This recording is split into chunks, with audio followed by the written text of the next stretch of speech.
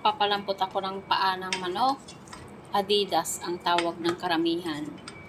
Tapos, i-adobo ko.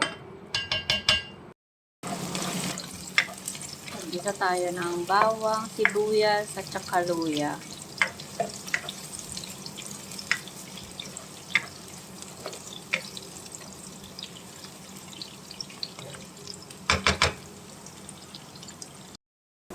Lagay na natin yung paa ng manok.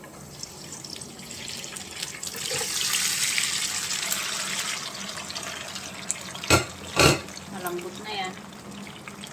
Kasi, pinakuluan ko muna ng 1 oras. Ngayon, lalagyan ko na lang siya ng toyo.